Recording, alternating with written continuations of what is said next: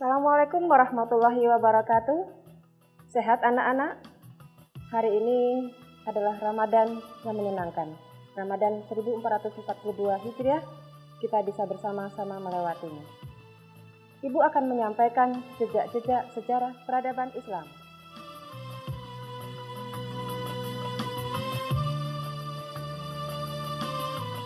Berkembangnya peradaban Islam karena dilandasi oleh semangat ketuhanan atau tauhid.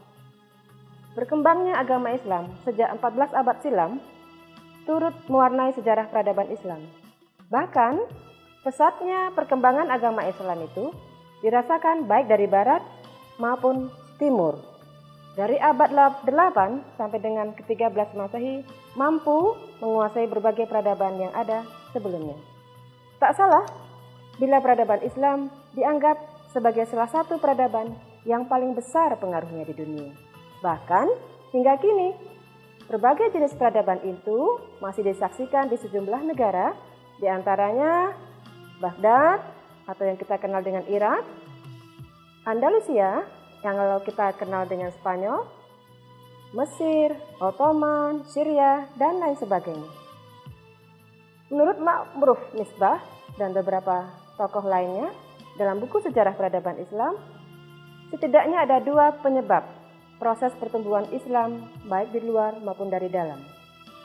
Apabila dari dalam, perkembangan kebudayaan tersebut bersumber langsung dari Al-Quran dan Sunnah yang mempunyai kekuatan luar biasa.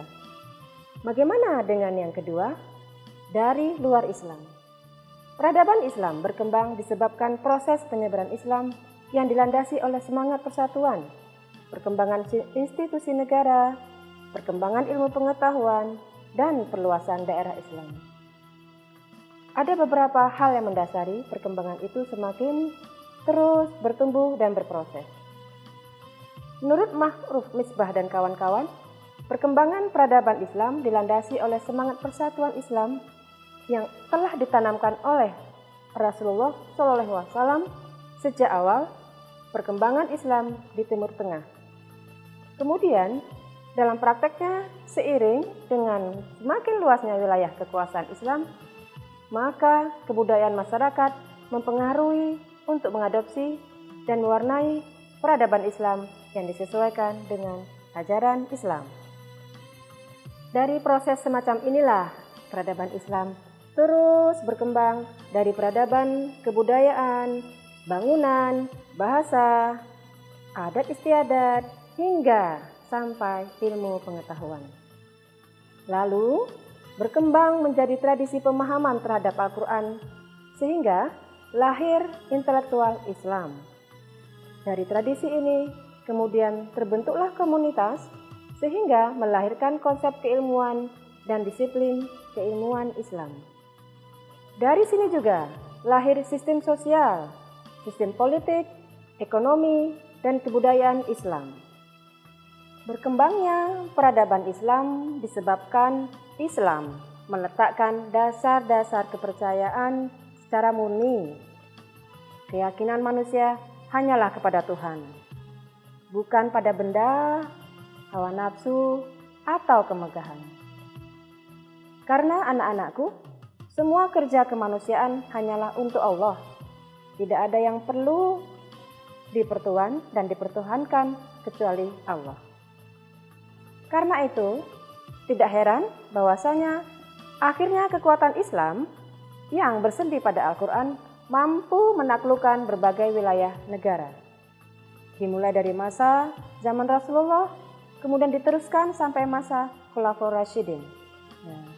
Anak-anak tahu bukan bagaimana Khulafaur Rasyidin? Tokoh besar, sahabat Rasulullah, 4 orang yang mampu memimpin dengan baik. Sehingga masa tabi'in hingga munculnya berbagai dinasti. Dari sejumlah negara, diantaranya kita mengenal ada dinasti Abbasiyah, Umayyah, Fatimiyah, Ottoman, Mamluk, dan sebagainya. Dari keyakinan itu pula, umat Islam mampu membentuk peradaban baru dan kebudayaan baru. Hingga bagaimana? Menghasilkan berbagai macam peradaban di wilayah kekuasaan Islam tersebut. Seperti diketahui, menyebarnya agama Islam di berbagai wilayah telah terjadi pertukaran kebudayaan antara satu negara dengan negara lainnya. Bidang-bidang kebudayaan yang mulai tumbuh pada awal permulaan itu adalah diantaranya seni bangunan sipil. Nah, ini menarik sekali. Ada pembuatan gedung, istana, dan kantor pemerintahan. Seni bangunan untuk ibadah. Kita melihat ada berbagai macam bangunan ibadah.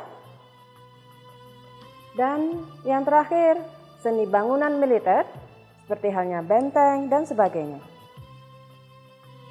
Pada masa Khulafaur Rasyidin, dibentuk pula sejumlah departemen digunakan untuk mengurus kebutuhan negara Islam.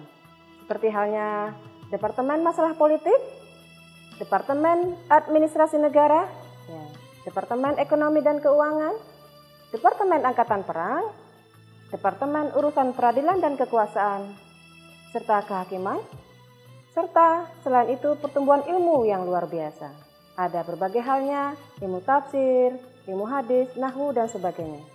Mungkin anak-anak sudah tahu ya, kalau di OSIS juga ada seperti itu, ada berbagai macam departemen. Nah, bagaimana lanjutannya? Mengenal warisan peradaban Islam dan tokoh ilmuwan. Kita lanjutkan peradaban Islam dari masa Bani Ubaisiyah hingga dinasti Umayyah. Dapat dibagi menjadi beberapa bentuk, ya. Di antaranya kota pusat peradaban Islam itu sendiri, adanya bangunan-bangunan, penemuan, dan tokoh-tokohnya. Kita juga punya tokoh dalam Islam, di OSIS juga punya tokoh, di masyarakat juga punya tokoh. Kota-kota yang terkenal menjadi pusat peradaban dinasti Abbasiyah antara lain, di sini kita memasuki kota pusat peradaban, yaitu kota Baghdad. Ini nomor 1. Kota ini merupakan yang paling indah karena dikerjakan oleh lebih dari 100.000 pekerja. Bayangkan anak-anak, 100.000 pekerja yang dipimpin oleh Hajjaj bin Arta.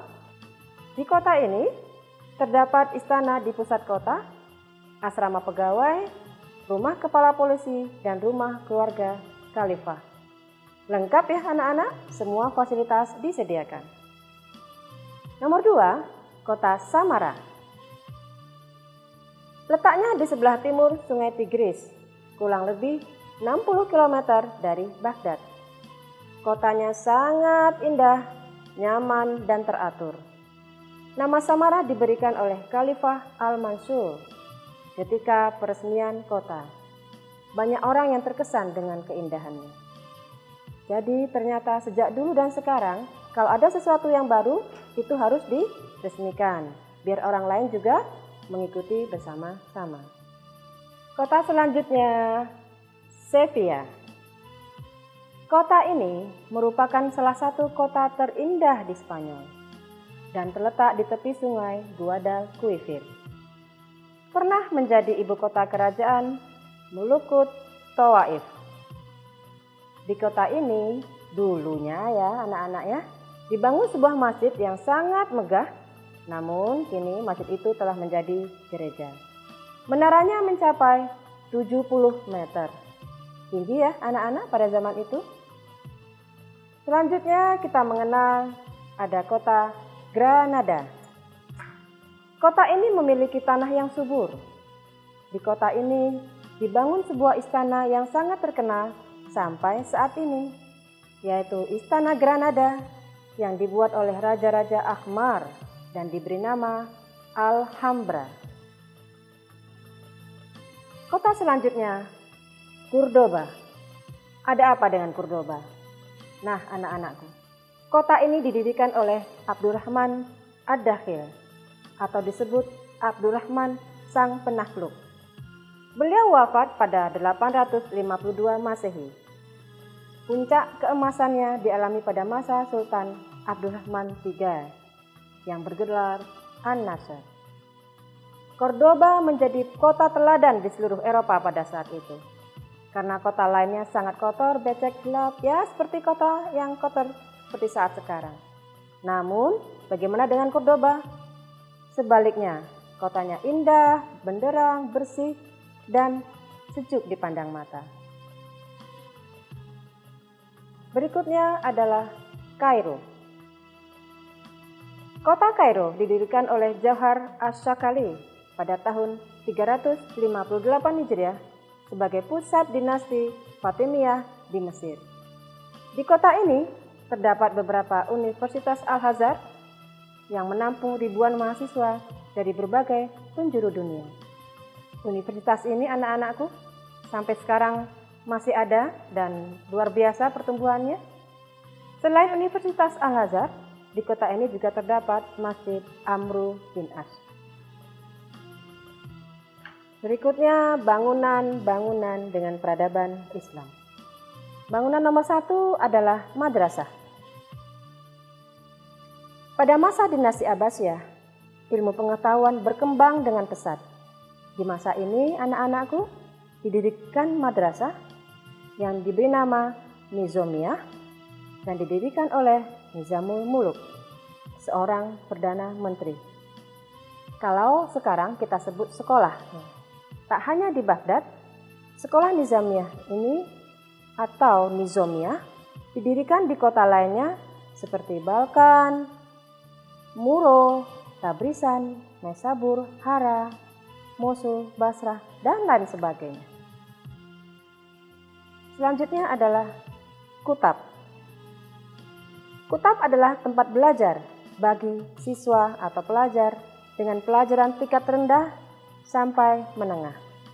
Berarti kalau zaman sekarang tingkat rendah berarti TK, SD, menengahnya berarti SMP dan juga SMA.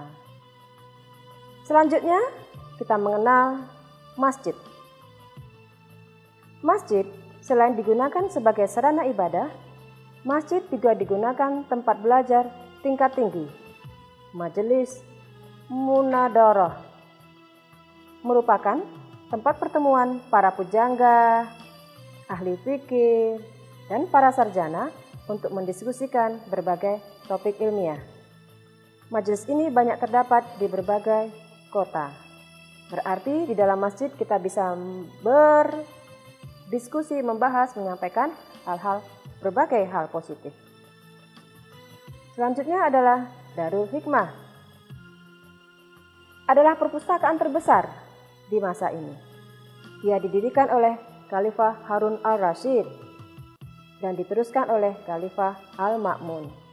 Dua khalifah ini mungkin anak-anak sudah kenal ya, karena mereka adalah tokoh terkenal. Selanjutnya, Masjid Raya Cordoba.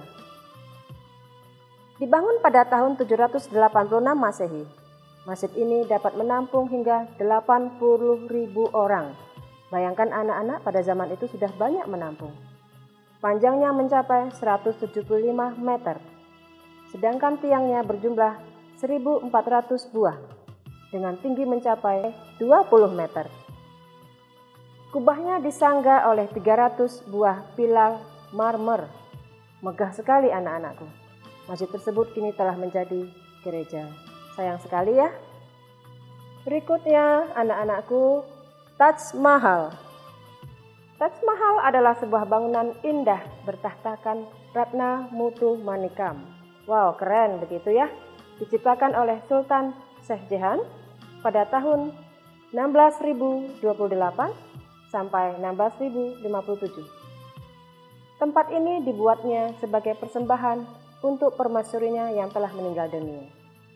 Taj Mahal terdapat di daerah Agra, India. Berikutnya, peradaban-peradaban Islam lainnya adalah penemuan dan tokoh-tokohnya. Dalam sejarah Islam, peradaban Islam selama lebih kurang 8 abad mengalami masa kejayaan. Masa luar biasa, banyak penemuan yang berhasil dilakukan oleh ilmuwan Islam. Ada beberapa tokoh ilmuwan Islam yang kita kenal, di antaranya 1. Ibnu Sina. Selain dikenal ahli filsafat, ia juga dikenal sebagai bapak kedokteran Islam. Ia banyak menulis karya seperti Kanun Fiqh, Asy-Syifa, dan lain sebagainya. Nomor 2, Al-Ghazali. Beberapa karyanya adalah yang kita kenal Ihya Ulumuddin, Tahafudz Al-Falasifah, dan Al-Munqidh Minadul Khilaf. Nomor 3, selanjutnya kita kenal Ilmu Rushd. Karangannya diantaranya Mabdi'ul Falasifah, Al-Hawi dalam bidang kedokteran, dan lain sebagainya.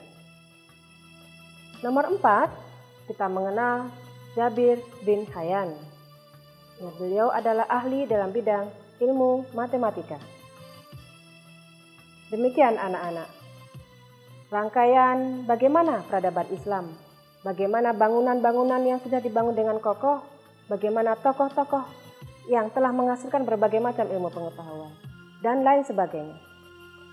Anak-anakku, berarti dari sekian peradaban, dari sekian sejarah, proses pertumbuhan, perkembangan Islam, kita bisa mengambil hikmah bahwasanya peradaban itu adalah proses usaha sungguh-sungguh. Bagaimana proses belajar, bagaimana proses untuk mempersatukan, bagaimana proses untuk berjuang. Ibu harapkan dari rangkaian peradaban Islam tadi yang kita telah cermati bersama-sama, dari berbagai tokoh yang telah kita pelajari bersama, Ibu harapkan anak-anakku semua bisa mengambil hikmah bahwasanya sebagai pelajar, nomor 1, kita harus serius dan sungguh-sungguh dalam belajar. Bahwasanya tugas kita sebagai pelajar apa? Kita niatkan itu sebagai ibadah. Tetap menjaga kesehatan, semoga semuanya sukses dan mengikuti peraturan kesehatan yang ada atau yang berlaku. Ibu doakan semuanya sehat. Terima kasih. Wassalamualaikum warahmatullahi wabarakatuh.